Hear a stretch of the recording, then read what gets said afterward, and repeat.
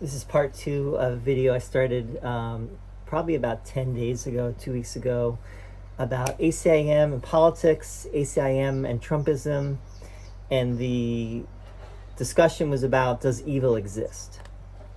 And I've been looking at it, of course, from A Course in Miracles perspective, which I believe is the true perspective. But, not everyone would agree with that.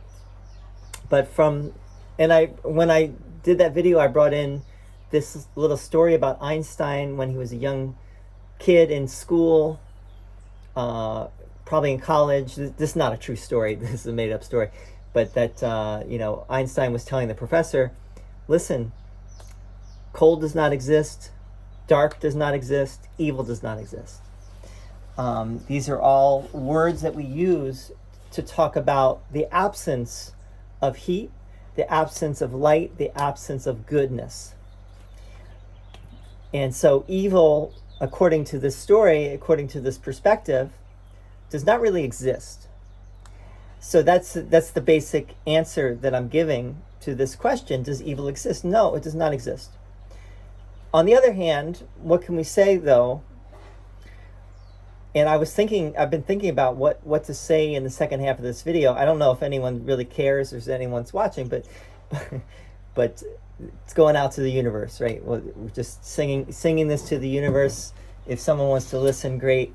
And I wanna say hi to Ari in Brazil.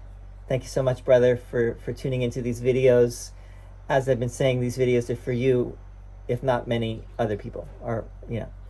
I think this is all the most incredible thing to talk about personally, but obviously it's either my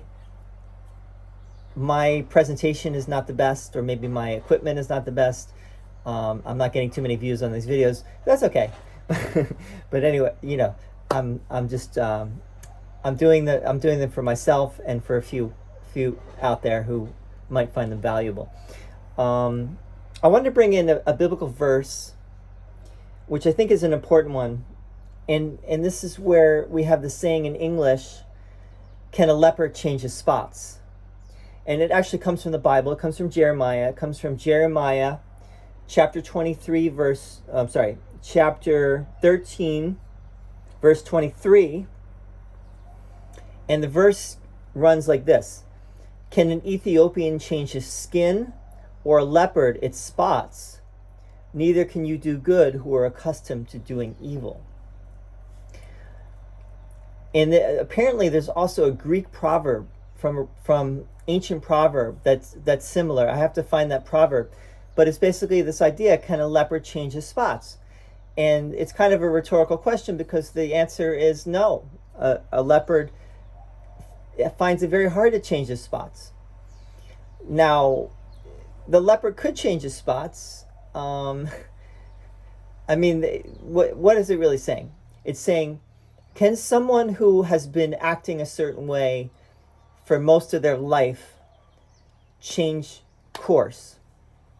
Can they affect a real change? Now, we also have the saying,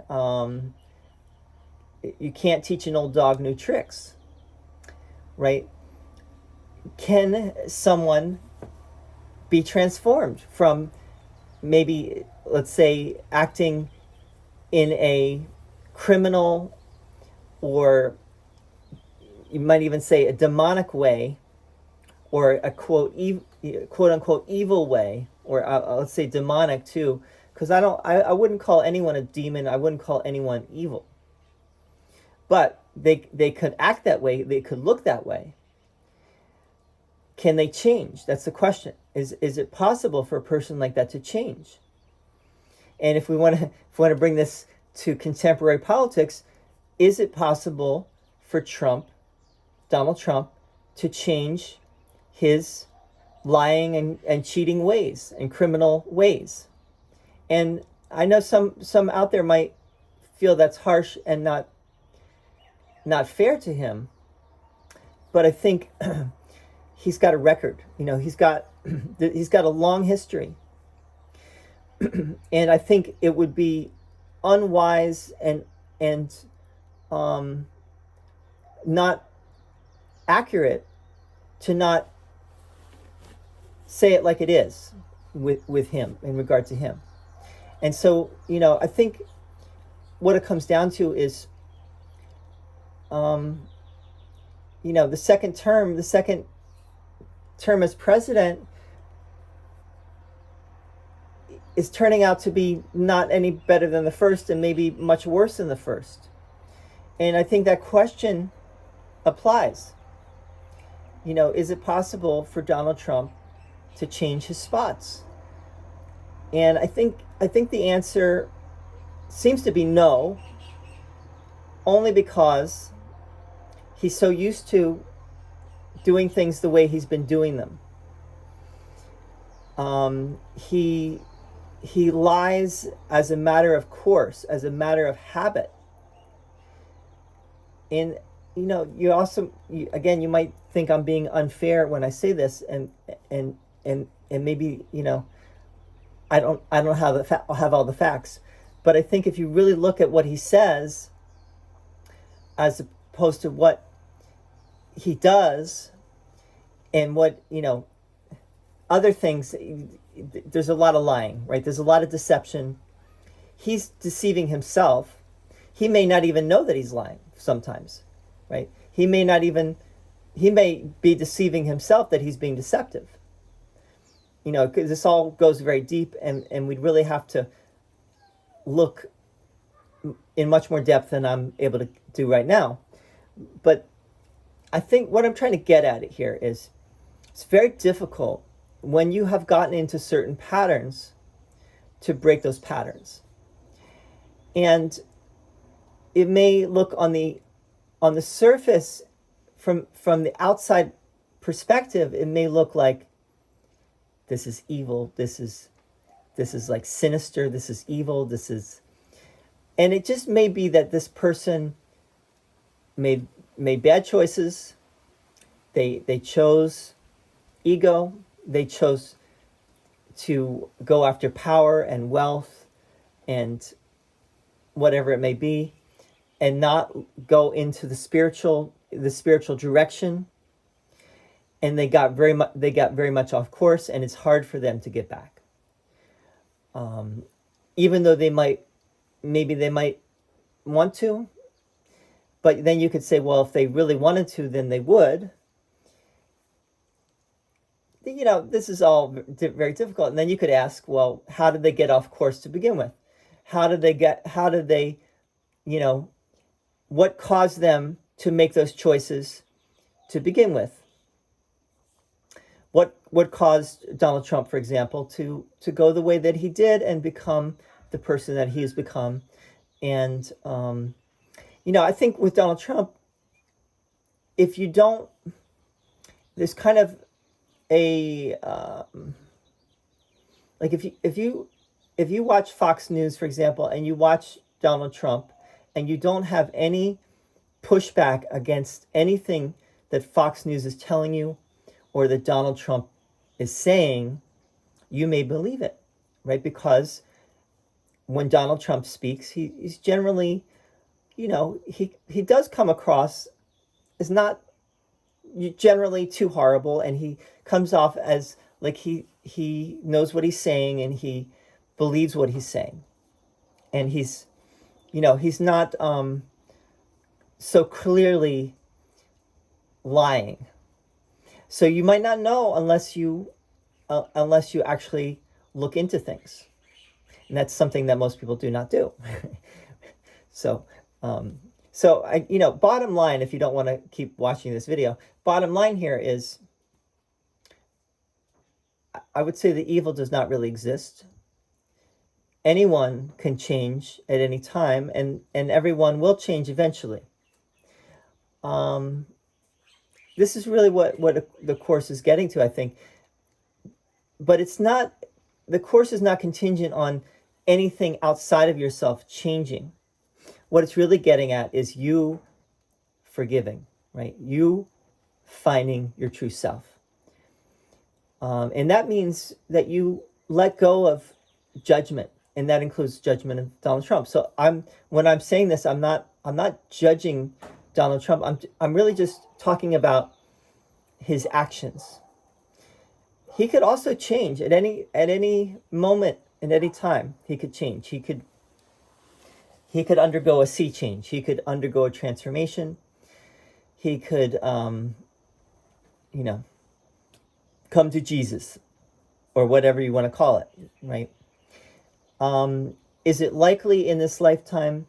Probably not. It's probably more likely that, what's coming down the pike, he might be impeached. He might end up going to jail. He might die in office. He might be assassinated. He might, and he might go scot-free, right? He might get through all this, go through his whole term, and be celebrated until the end of his days. I don't have any stake in what happens. There's a part of me that would like to see him get his comeuppance, only because that will show people, that will be a demonstration to people that, crime does not pay. Lying does not pay.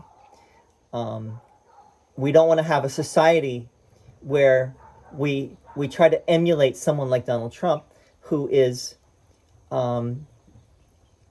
really acting in a way that, where, let's just call it what it is. It's egotistical, right? It's narcissistic. Do we want to make that kind of a person, put them on a pedestal, or even think that they are God's gift to humanity, to America, that he's going to save the United States and save the world? And he lies, chronically, pathologically. So even if he does do something good for the world, do we really want someone of that character to be someone that we look up to, someone that we celebrate? I would say no. I would say definitely not. But on the other hand, it doesn't. I'm not talking about his soul. I'm talking about how he's been acting and how he has chosen to live his life such that he has become, a monster in many ways. But that does not mean that he is that deep down, right? We are all, children of God. We are all the Son of God, no matter what. I think we do have to fearlessly say when something is off, when someone is off. It's all how we say it. It's all how we communicate these things. And I'm trying to communicate this in a way that it's not attacking and judgmental, but just very clear and also very firm in what I'm saying. Because I don't think it's helpful to be wishy-washy about this kind of thing. I think it's good to take a stand. And at the same time, my stand is evil does not really exist. And that we're all, who knows who's running the show here? I don't think Donald Trump is, right? None of us are running the show. None of us really know, we don't really know. We don't know what's going on. So, that's really my bottom line with all this. But at the same time, I just want to say, put in a word for acting with good faith, acting with good character, acting morally according to the ethics of civilized society and common sense and goodwill, towards your fellow persons, acting on behalf of humanity and the world and not just your own self-interest. So, can a leopard change its spots? It's very difficult. That's what this verse says. Let's read it. Can an Ethiopian change his skin, or a leopard its spots? Neither can you do good who are accustomed to doing evil.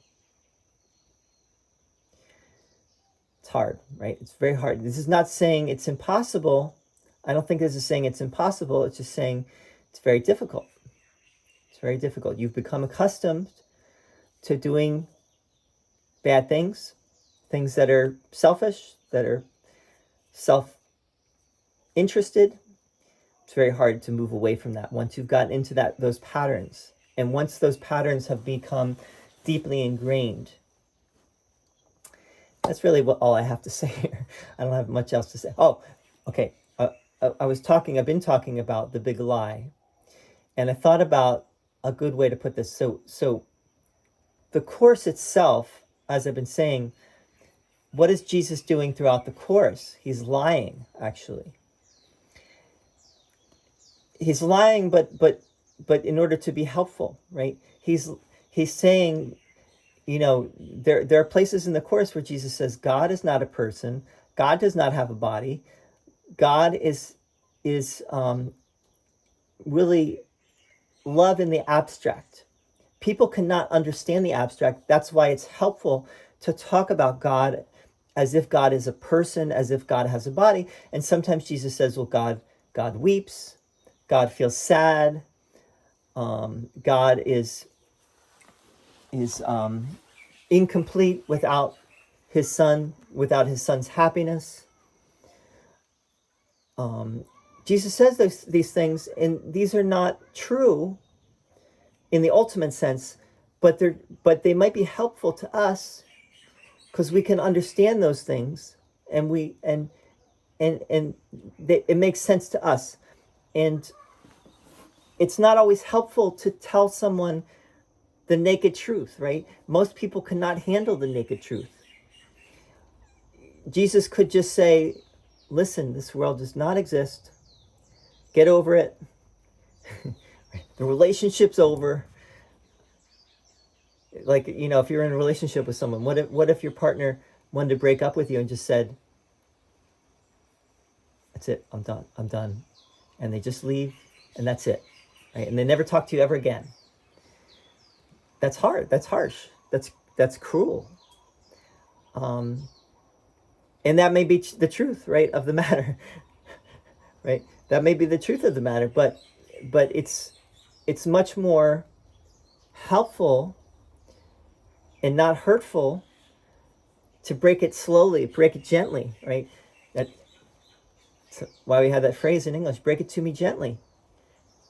Tell me the truth gently, not in a rude way, not in a harsh way. And so the Course, Jesus, throughout the Course, he's lying, right? It's the big lie, but he's doing it in a methodological, there's a methodology behind it, which is not for us to wake up in a traumatic way, right? To awaken from the dream in a traumatic way, in a rude way, but rather to wake up in a gentle and gradual and incremental way.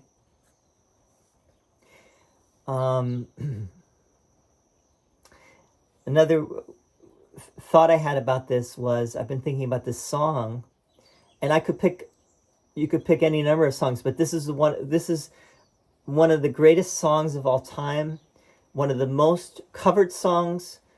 And Ari, I was just sharing the song with you. It's the song Sunny by Bobby Hebb, recorded in 1966, and then almost immediately everyone was covering this song, and it's been covered almost more than any other song in history. It's one of the most celebrated songs in history of all time. It didn't go to number 1 on the Billboard chart. It went to number 2 on the Billboard, but it went to number 1 on Cashbox. So it never hit number 1 on Billboard, which is interesting.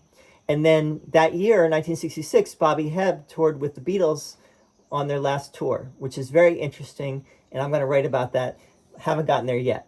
But so what I want to say about this song is, why did Bobby Hebb write this song? I hope I'm going to try to keep this short now because this video might shut off. But why did he write the song? He wrote it right after JFK was assassinated, and like a day after his older brother was stabbed to death. This is in Nashville, Tennessee. And he got very down, but then he realized, I can't get down. I gotta stay up. I gotta stay sunny, right? Have a sunny disposition. That's what we say. This is the way he put it. I believe in a sunny disposition, not a lousy disposition. So he wrote this song, and he made up a story about a woman, and the woman is sunny. And if you look at the original recording, has a woman on the recording, of the single. And so he made up this woman, Sunny, and the song is about this woman, Sunny, that he made up. It's a lie. He's telling a lie about this relationship he has with this woman. But it's metaphor, right? It's a brilliant metaphor, and the song really is all about love and gratitude and just being in that sunny disposition, and that's the way to be. And that's why the song is so beautiful and so powerful. But it wouldn't be it wouldn't have hit the popular consciousness perhaps as much if it had not been a love song, like a song between a man and a woman. And that's what it is, right? But it wasn't based on a real woman. There wasn't a woman named Sunny in Bobby Hebb's life. He made it up. So, and that's what the course is like as well. It's like Jesus is telling us a story. It's not a true story in the sense of it's words, and words are by definition not true. But he's pointing at something, right? Just as Bobby Hebb was pointing at something in that song, he's pointing at the truth, pointing at the ultimate reality, the ultimate truth. So I hope this is helpful. I'm glad that I did the second part of this video. I got it done. I hope it meant something to you. Please feel free to share your thoughts, and see you very soon. Have a beautiful day, sunny day, wherever you are. Remember, the sun is in your heart. Even if it's raining, even if the sun is not shining, you can still be in the light. May you be in the light. Keep shining. Thank you.